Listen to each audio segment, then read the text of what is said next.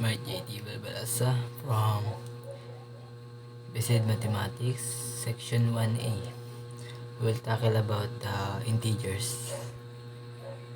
So, what is an integers? An integer is a positive or negative whole number including 0. So, makita na to dra is 0, 1, 2, 3, negative 0, negative 1, negative 2, negative 3 is a whole number. Muna sila ang mga whole number. There are 4 integers operation, which is addition, subtraction, and multiplication, and also division. First, 4 integers operation. So first is addition plus subtraction minus multiplication times and division. So kabalo na. So you know that. So not a rule. First rule for adding integers: the sum of two positive integers is always positive. For example, 5 plus 1 equals 6. Rule number 2 for adding integers: the sum of two negative integers is always negative. So if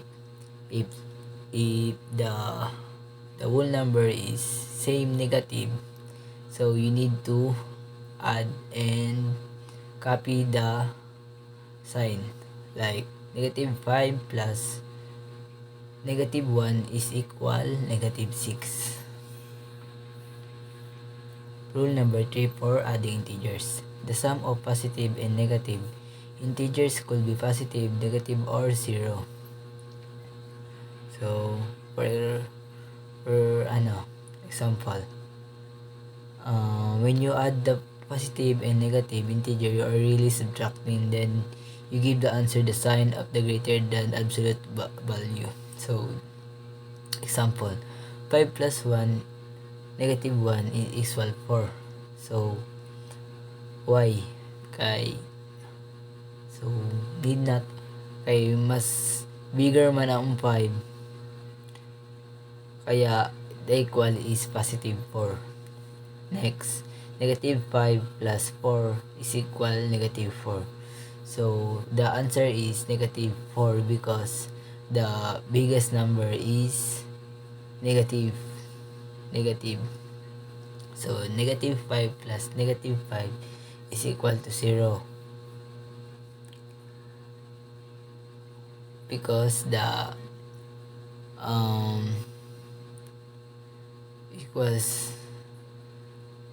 the answer is negative 5 because positive negative 10,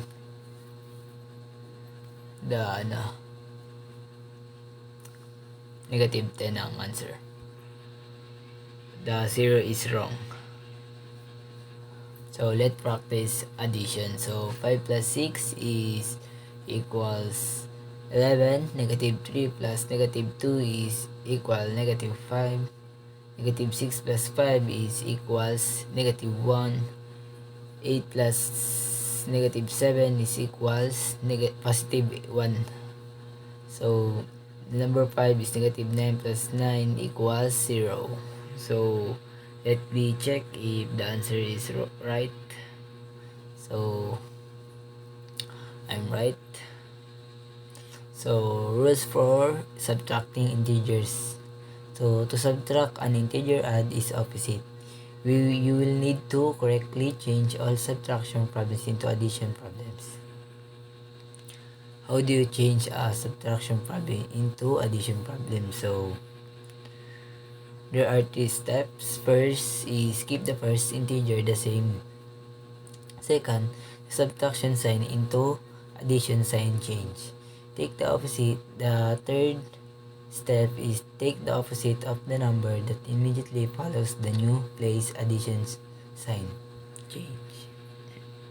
So same change.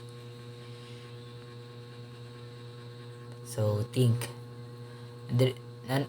So as you can see is same change. Example, 5 minus negative 2 is equal 5 plus 2. Why? Because the negative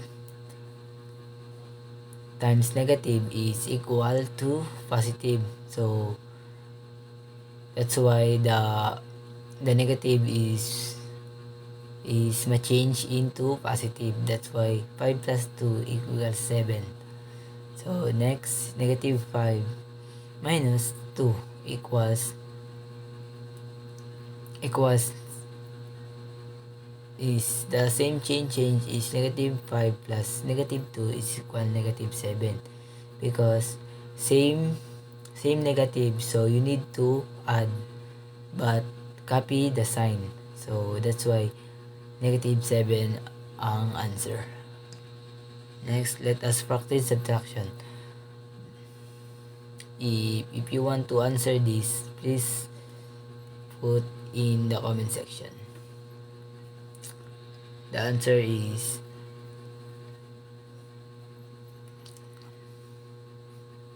next, rules for multiplying integers. The product of two integers with the same sign is positive. The product of integers with different sign is negative. So, rules of summary for multiplication: positive times positive equals positive. Negative times negative equal positive. Positive negative times negative equals negative, and negative times positive is equal to negative. For example, let us practice multiplication. 6x 6 times negative 3. So the answer is negative 18. So 3 times 3 is equal to 9. Negative 4 times 5 is equal to negative 20. Negative 6 times negative 2 is equal to positive 12. And number 5, negative 7 times negative 8 is equal to 56. The positive 56. That's the answer of the example. Did you know that the rules of multiplication and division are the same? So proceed. Guess what they are? The rules of division are exactly the same as those for multiplication. If you were to make the rules for multiplication and change these multiple signs to division signs, we will have an accurate set of rules for division. Rules for dividing integers. The quotient of two integers with the same sign is positive. The quotient of two integers with different sign is negative. So the multiplication and the divide is same rules. So rule summary for division: positive plus positive is positive, negative is negative equals to positive. So no need to let's practice division. Negative 18 divided by negative 2 is equal to negative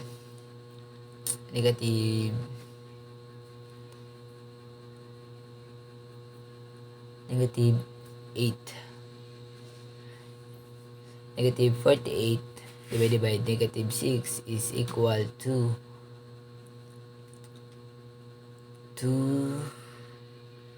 so if you have answer, if you want to answer this, let the practices is let's in the comment section. Negative 9, 8, and negative 3. 64 divided by 8 is equal to 8. 30 negative 30 divided by negative 5 is negative 6. Why? Because it's negative the sign. Okay, that's all. Thank you for listening, and goodbye. Thank you, everyone! Thank you, Elmar! Boom!